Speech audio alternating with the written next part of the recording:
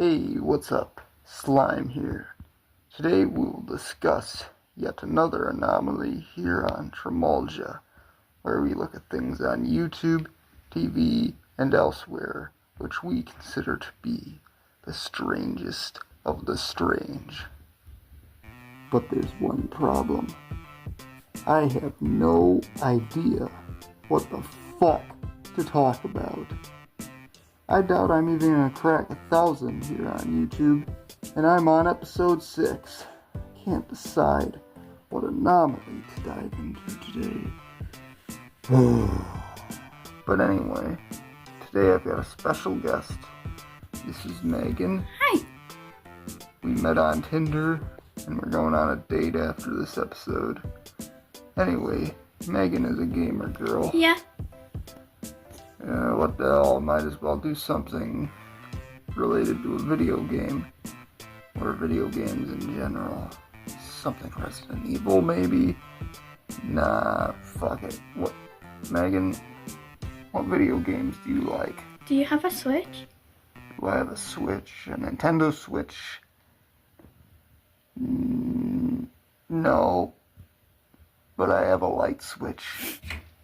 But as far as Nintendo goes, I have the Nintendo Wii, I have the Nintendo GameCube, you know, all that shit. Oh. I'm not exactly part of the cool kids club, I suppose. Neither am I. We met on Tinder, for Christ's sake. What games do you got on the Wii? Super Mario Galaxy. I love that one! I got it so long ago when it was out, but I have not played it in a while. Alright, let's pop it in.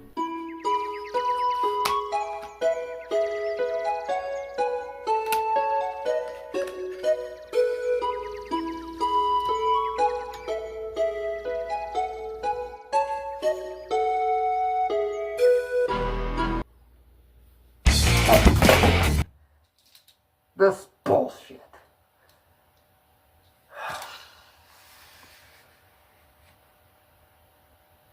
Megan, sit back and relax. Make yourself comfortable and get ready, as it's time to explore yet another anomaly. The fuck?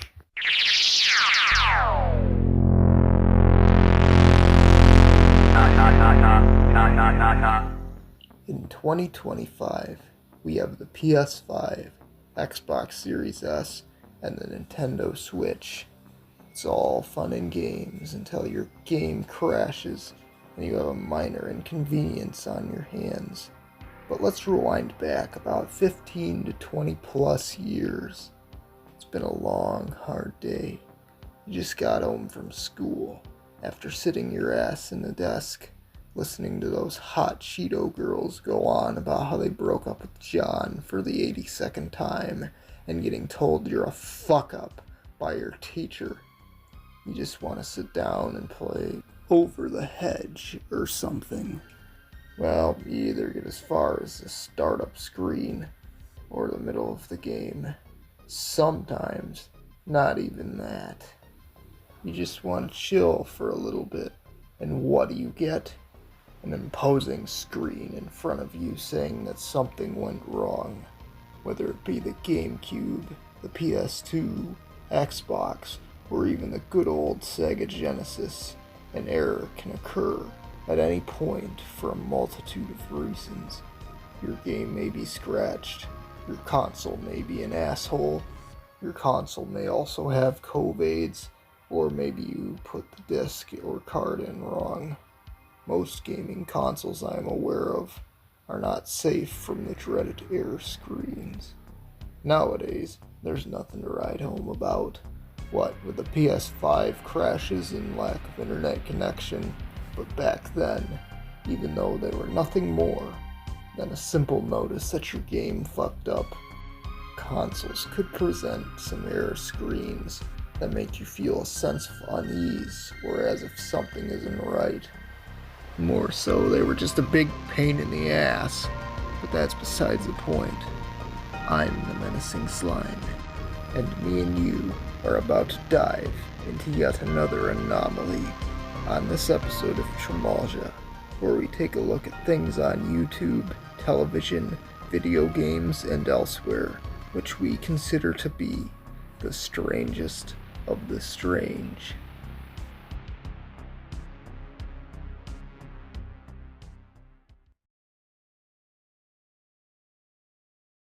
I decided to include both the GameCube and Wii errors into one category due to how identical they are.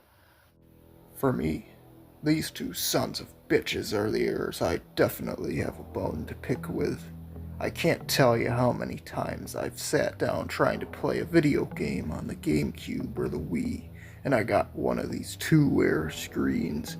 Both come in many different variations and forms, and it can also happen on the DSi. They're both practically the same thing with minor differences. An error as occurred can occur any time it wants. It could mean literally anything, but most likely the disc is the problem. At one point, I just thought all my games were broken given the rate that I got this error. Turns out the Wii was a piece of shit. And the game disc could not be read. Self-explanatory. Stop throwing your games in the middle of the road, or some jackass with a Corolla will run over it. But anyway, the GameCube, the ones I always dreaded, and I mean dreaded, were the ones that happened on the startup screen. Every time I booted up the GameCube, I had bad anxiety I was going to get one of these two messages. But most of the time, it would happen mid-game or right before I started the game after the boot up. Either that, or my games would just freeze up and I'd get that horrible crash sound. The errors come in many different variants, but the black screens are the most definitive and discomforting. Why? There's just something about being comfortable, playing your game, possibly in total darkness, and then the whole thing crashes, and then you get this. I swear, if these consoles had a voice, they'd sound just like Mickey Mouse, and they'd go, "We paid $28 for this game? Holy hell!" Bottom line, fuck these screens. Damn them to hell. Lock them up in prison. Please read the Wii operations manual for more information. How about please read the Kiss My Ass manual for more information? And believe it or not, there's another error that the GameCube holds, which is far worse. But I never experienced it firsthand because I never had the Game Boy Advance add-on. So anyway, what happens when you forget to connect the Game Boy player?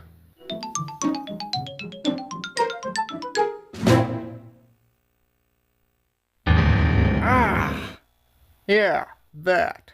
This horrendous noise. Gee, sorry, I forgot. God damn.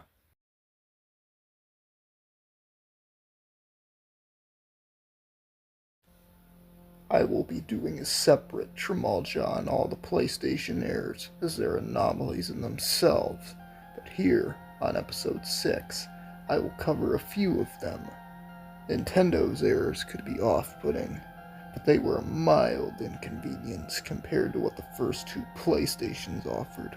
Starting with the PS1, first up, personified fear.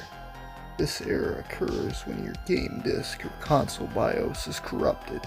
It'll start up like normal, but then it'll cut to black with an ominous noise.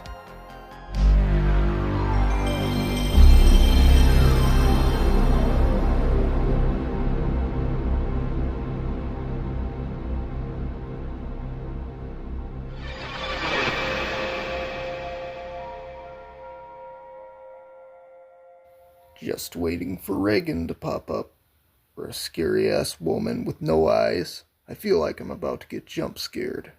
Relax, folks, there isn't one. Good thing my console and games aren't corrupted. That's for sure. Next, fearful harmony. From what I have come to understand, This one is another disk-related error, and happens most commonly on mod-chipped consoles. I'm not completely sure how to trigger this error, don't ask me. I've seen one get it by putting a PC disc in the PS1, but I've tried this method myself and got nowhere. Anyway, what happens is the console boots up, and when it gets to the PlayStation screen, it becomes a very glitchy mess. The orange diamond breaks apart and becomes unrecognizable. Then it goes silent for about a minute, and just when you're about to turn off the console, you get to hear this little tune. It's a freakish tune, but I can't help but get up and bust a move.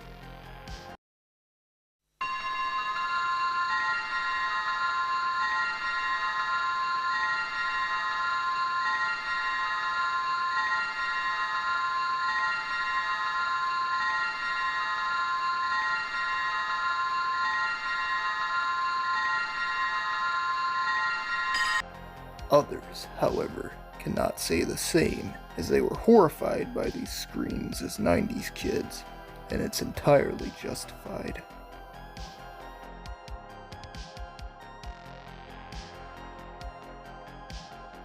Our last PlayStation-related entry for today is the red screen of death, as found on the PlayStation 2. This one is tame compared to the last two, but it's still pretty freaky nonetheless. In order to trigger the screen, you must insert something that is not a PS1 or 2 game into the PS2. With me, it happens if the disc is just a little dirty, but the PS2 starts up normally. However, it'll stay on the startup screen for a few moments longer, before eventually cutting into the red screen of death, which reads, "Please insert a PlayStation or PlayStation 2 format disc."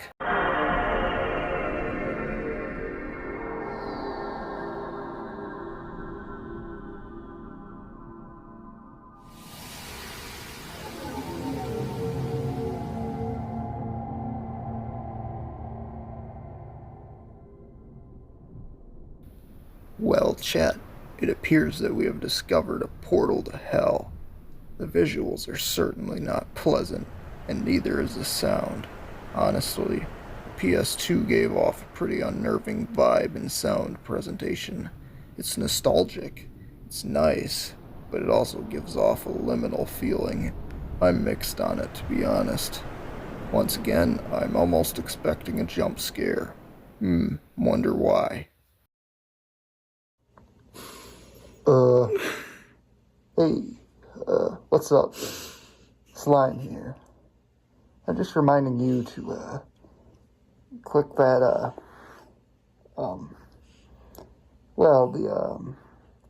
subscribe thingy-majig. Yeah, that's all. Thank you.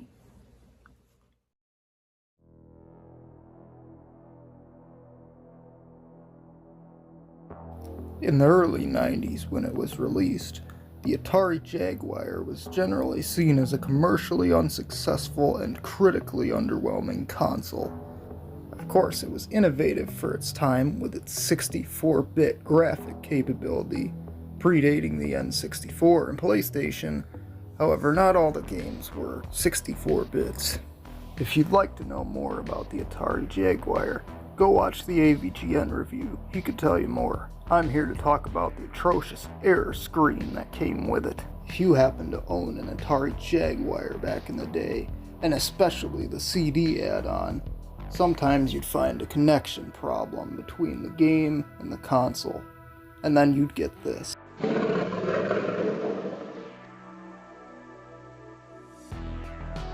Well, fuck. With the Atari Jaguar red screen of death error screen, you experience one of these two emotions. One, you're left feeling confused, concerned, and unsettled with the visuals, the roaring, and the silence that follows. Two, if you have the Jaguar CD add-on, you might feel a sudden urge to open up the Jaguar CD and take a fat-ass shit in there. Well, if you're James Rolfe. How about we forget about that and let's move on to our next entry.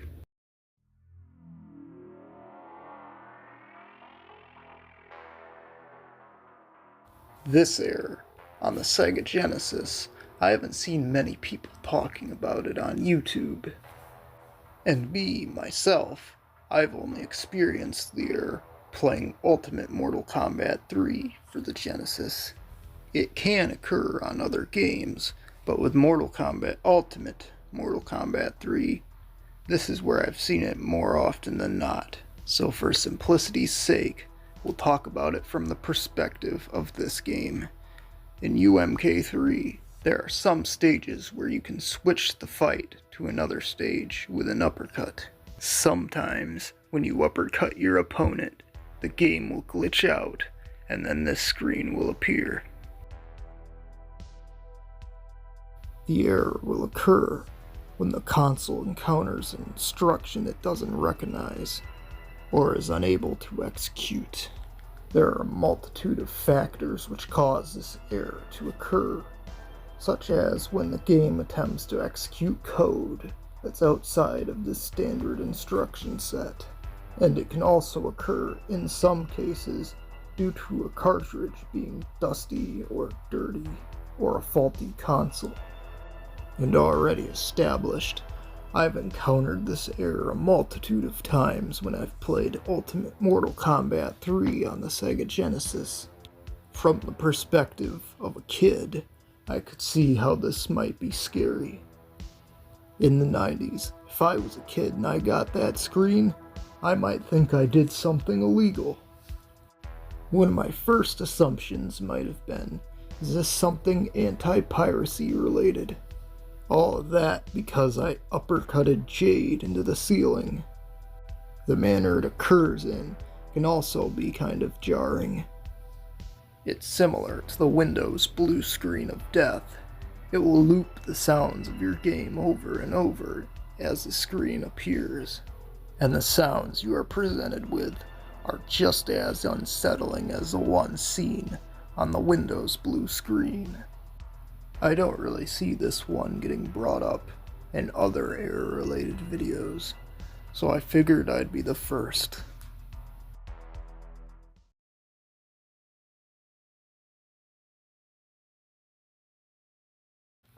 I never had the Sega CD, but from what I've come to understand, it wasn't that great, apart from a couple of games like Sonic CD, amongst others. Much like the Sony PlayStation, you could insert your Sega CD game discs into your computer or your CD player and listen to the game's OST from there. Some of the time, that is. Other times, this would happen. Warning, this disc is for use with the Sega CD system only. This disc contains CD-ROM data and is not for audio use.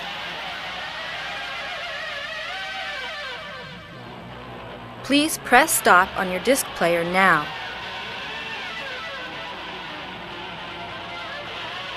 This disc contains CD-ROM data that may damage your audio system. Please stop playing this disc immediately. Holy turkey testicle festival, what the hell was that? This is what would happen if you put a Sega CD game disc that was older than 1994 into a CD player or something. An audio file of a woman telling you to eject the game disc, accompanied by distorted guitar riffs. These sounds were said to have been intended to damage your speakers if you didn't immediately eject the disc, but apparently that's been debunked. The guitar riffs are there as a scare factor to discourage people from playing Sega CD games on standard CD players or computers or Sega Saturns. Even if not the intention, those riffs are definitely gonna break something. There are a few leads as to who the woman is in the audio file, but Sega has not disclosed this information as of now. All I can say is, If I had a Sega CD, I wouldn't be putting my games in anything other than the Sega CD. Not if I knew that was gonna happen if I put it in my computer. Gee whiz.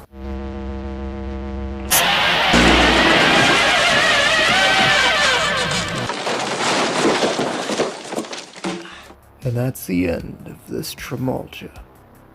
Tune in next time for when we explore yet another anomaly. Now I got a date. I'm the menacing slime, and I'm about to go to Red Lobster.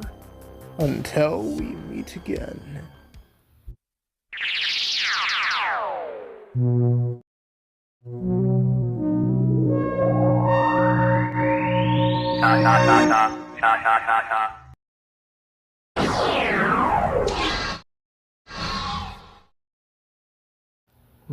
You motherfucker.